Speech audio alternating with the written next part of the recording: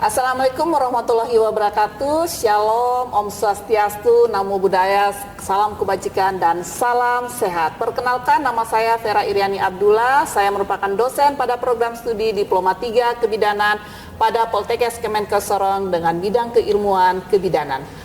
Pada hari ini saya akan menyampaikan tentang teknik pengajaran saya dengan menggunakan metode DIA, yaitu Delivery Interaction Assessment.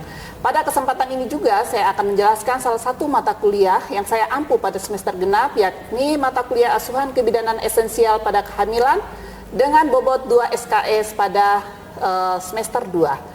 Adapun cara pembelajaran mata kuliah ini adalah mahasiswa mampu melakukan asuhan kebidanan esensial dan mendokumentasikannya dengan menggunakan pendekatan manajemen kebidanan sesuai dengan standar profesi dan kode etik. Kemudian yang kedua, mampu memilih berbagai metode yang relevan berdasarkan analisis data dalam asuhan kebidanan esensial, deteksi dini komplikasi, penyimpangan, penanganan awal kegawat daruratan, dan rujukan pada maternal neonatal secara tepat sesuai standar profesi dan nilai-nilai profesionalisme. Serta yang ketiga adalah bagaimana mahasiswa mampu menyusun laporan dari hasil kerja individu dan kelompok secara akurat, salih, dan dapat dipertanggungjawabkan. Selanjutnya, deskripsi mata kuliah asuhan kebidanan esensial pada kehamilan ini adalah setelah mengikuti mata kuliah asuhan kebidanan esensial kehamilan, mahasiswa mampu menjelaskan asuhan kebidanan, fertilitas, plasenta, dan perkembangan janin, kemudian konsep umum, perubahan dan adaptasi fisiologi dan psikologi pada kehamilan, kemudian faktor yang mempengaruhi kehamilan, kebutuhan masa kehamilan, evidence base dalam kehamilan, prosedur keterampilan dasar dalam asuhan kehamilan, bagaimana mendeteksi dini penyimpangan pada kehamilan, serta manajemen kebidanan, serta mendokumentasikannya pada asuhan kehamilan. Untuk materi pembelajaran ini adalah ada beberapa materi, yaitu pertama, fertilisasi, plasentasasi, dan perkembangan janin. Yang kedua, konsep umum, perubahan adaptasi, fisiologi, dan psikologi kehamilan. Yang ketiga, faktor yang mempengaruhi kehamilan. Yang keempat, kebutuhan masa hamil, evidence base dalam kehamilan, prosedur keterampilan dasar pada asuhan kehamilan, deteksi dini penyimpangan pada kehamilan, manajemen kebidanan, serta bagaimana pendokumentasiannya pada asuhan kehamilan. Adapun sistem pembelajaran dan materi yang akan saya lakukan pada satu semester ini, di awal pertemuan saya akan melakukan perkenalan. Hal ini untuk membangun keakraban antara dosen dan mahasiswa. Kemudian yang kedua, saya biasa membuka diri diskusi, apapun itu bentuknya terkait dengan perkuliahan. Jadi ini sistemnya kita diskusi antara dosen dan mahasiswa terkait dengan perkuliahan yang akan disampaikan. Dalam diskusi, saya biasanya memotivasi mereka untuk belajar lebih fokus dan lebih giat serta serius. Selanjutnya, saya akan membahas kontrak perkuliahan di awal pertemuan. Ini akan membuat kesepakatan antara kita dosen dan mahasiswa terkait perkuliahan ini berjalan, kemudian modul perkuliahan yang akan digunakan, bagaimana mahasiswa itu mendapatkan gambaran pelaksanaan perkuliahan selama satu semester ke depan. Untuk rujukan pembelajaran sebagai bentuk strategi delivery proses penyampaian materi ke mahasiswa dengan menggunakan beberapa strategi, yaitu diantaranya bisa menggunakan textbook, kemudian ada diskusi kelompok, penugasan, serta penggunaan media lain yang terintegrasi dengan buku, jurnal-jurnal, kemudian media online, kemudian kasus-kasus. Karena ini adalah kehamilan, materi kehamilan, jadi kita biasa dengan case kasus ya.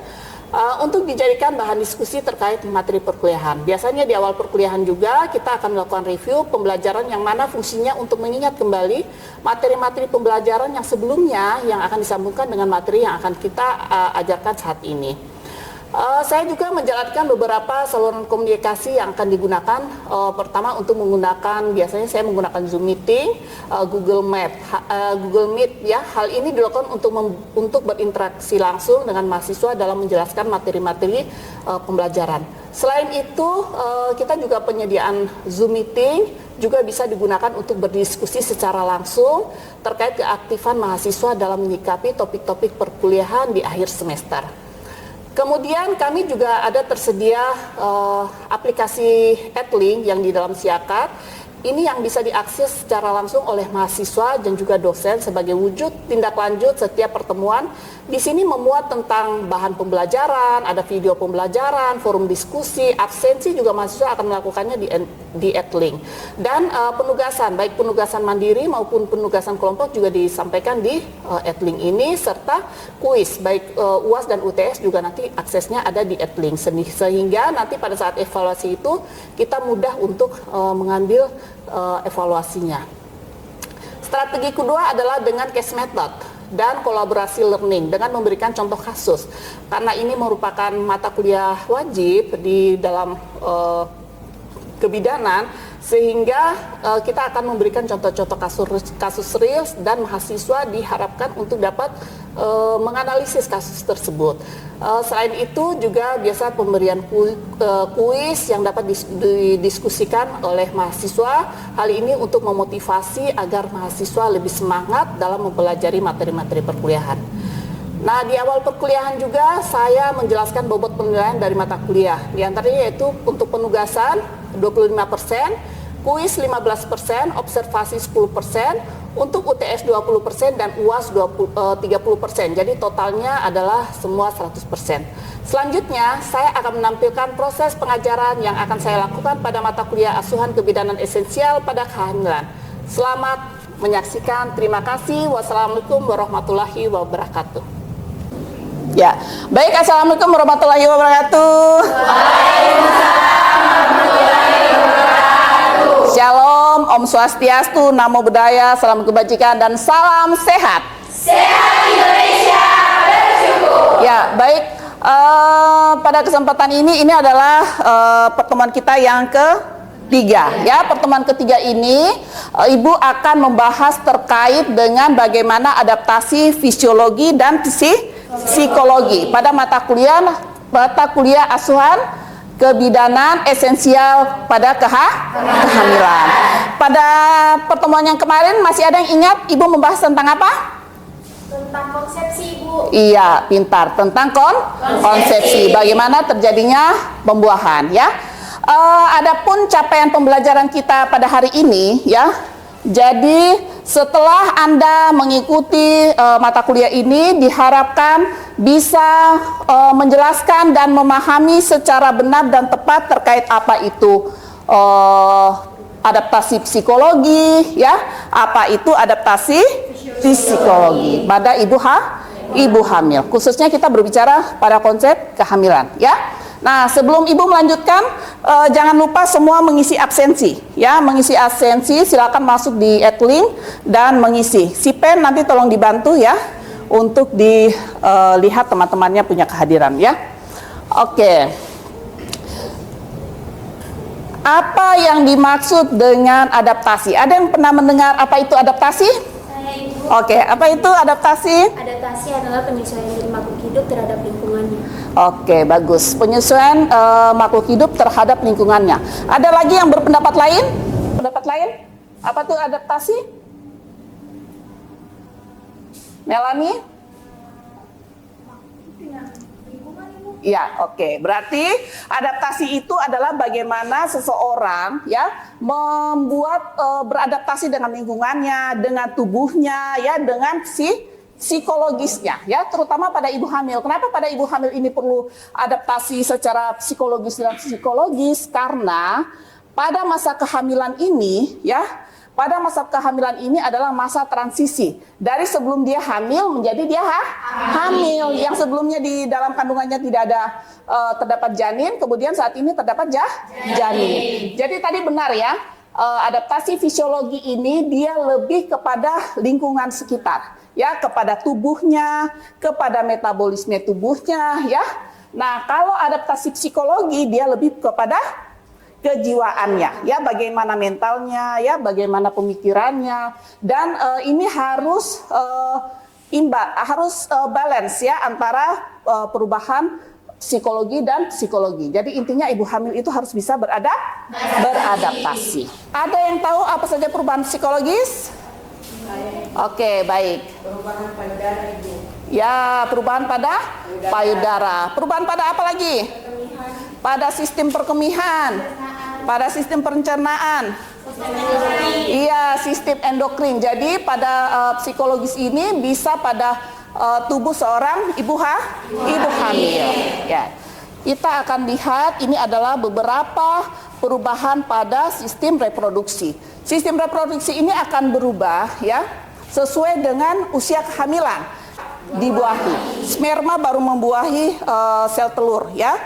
Kemudian nanti akan terjadi pembelahan sel dari 2 menjadi 4 ya, sampai dengan berbentuk bayi.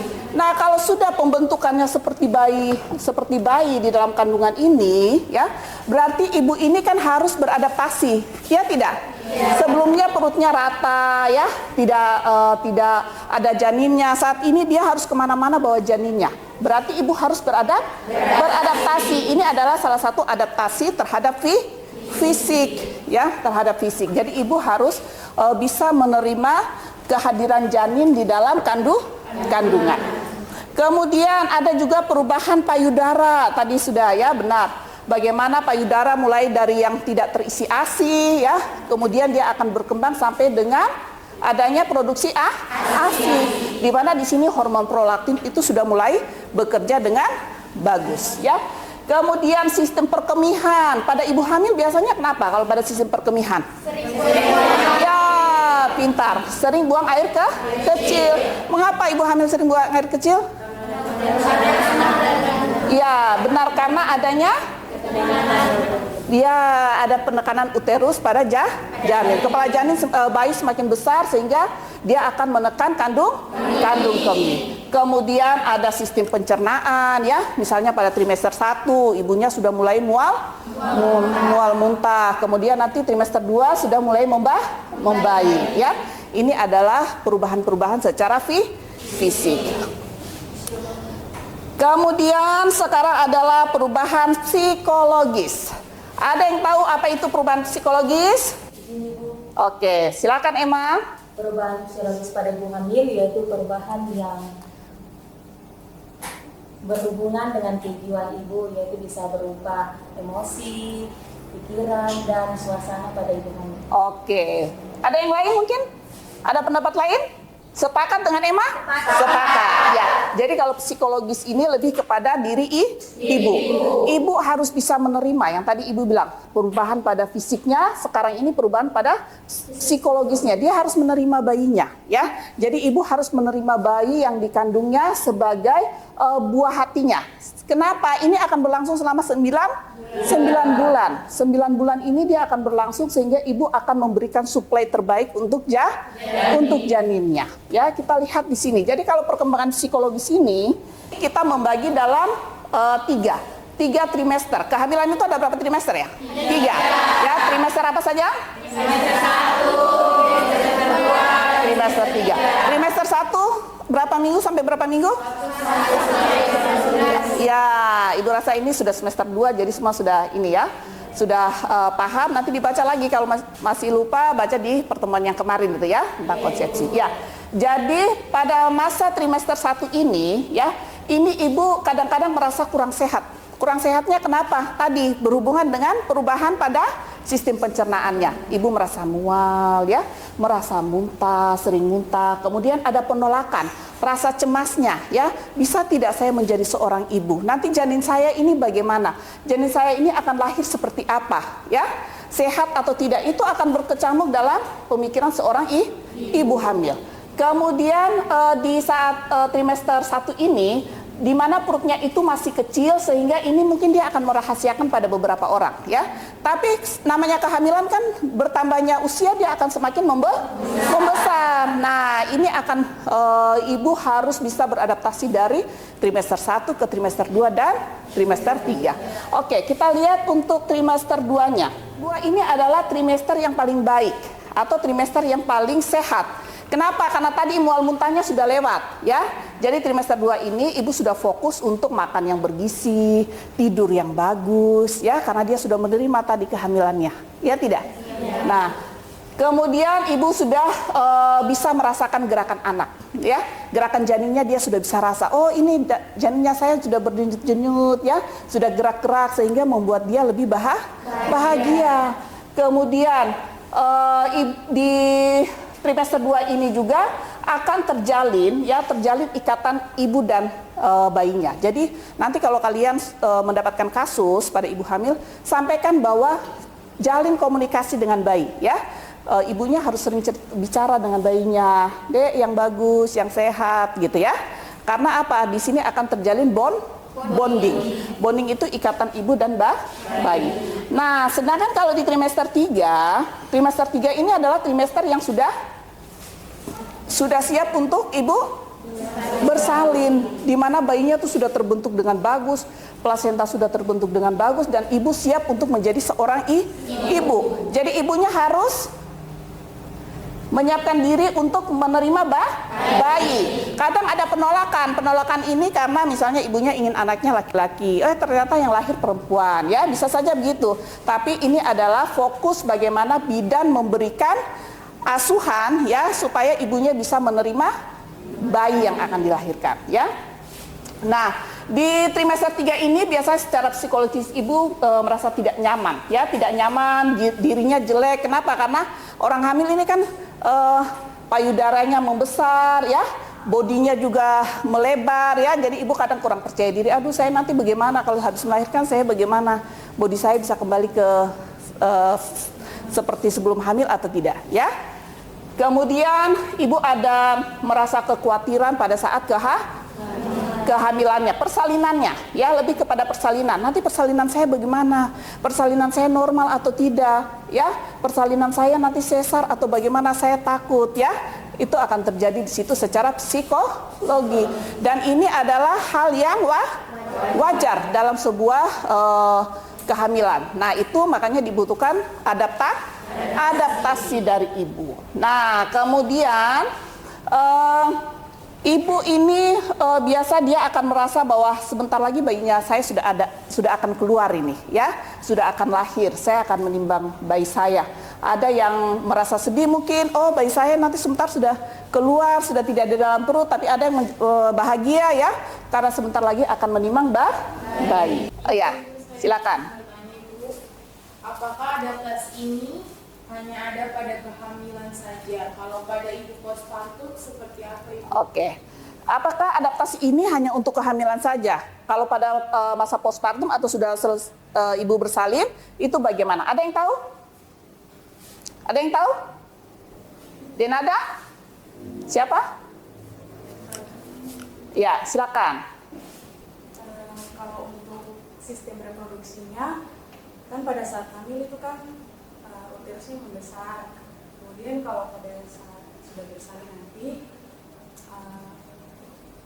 masih akan kembali normal mungkin setelah 40 hari. Oke, bagus ya. Jadi tetap sistem adaptasi ini akan berlanjut ya. Akan berlanjut dari tadi, sebelum hamil menjadi hamil dan setelah hamil menjadi tidak hamil. Jadi ini membutuhkan satu proses adaptasi yang panjang. Makanya ibu harus dipersiapkan. Ada namanya persiapan menjadi seorang ibu. Ini adalah fungsinya. Oke. Dia gagal untuk beradaptasi secara psikologi dan psikologinya. Ada? Ibu akan merasa gagal sebagai seorang ibu dan juga dapat berdampak negatif bagi ibu dan juga janinnya. Ya, ada lagi yang lain? Kalau dia gagal beradaptasi, bagaimana? Apa yang terjadi? Ya, jelas tadi ibunya akan merasa gagal menjadi seorang ibu. Jadi tadi misalnya di trimester 3 ibunya bodinya sudah kurang bagus, tapi karena dia gagal beradaptasi dengan tubuhnya sehingga dia akan merasa minder ya, merasa aduh perut saya semakin besar, saya sudah tidak cantik lagi gitu ya. Oke, jadi itu adalah mengapa kita sebagai bidan harus tahu tentang adaptasi psikologi dan juga fisiologi ya, sehingga ini akan membantu seorang bidan di dalam memberikan asuhan kebidanan khususnya pada kehamilan. Oke, nanti untuk pertemuan berikutnya ya, nanti akan pertemuan berikutnya ada kita karena satu tim, nanti ada dosen yang berikutnya yang akan membawakan materi keberlanjutan tentang bagaimana memberikan asuhan ya. Jadi nanti bagaimana memberikan asuhan pada trimester 1, trimester 2 dan trimester 3 ya. Ya, baik. Dari apa yang sudah Ibu sampaikan, apakah ada lagi yang ingin kita diskusikan? Cukup? Oke, Ibu akan mengulang.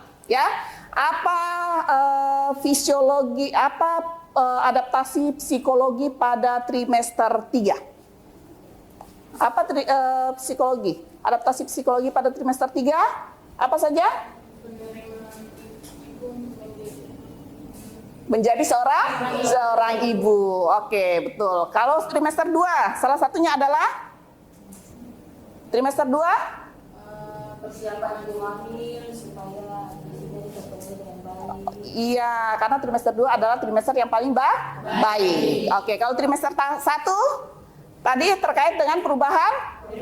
Ya, perubahan fisiknya, ya, perubahan sistem reproduksinya, ya, dan lain-lain. Oke, demikian yang bisa Ibu sampaikan. Masih ada pertanyaan tidak?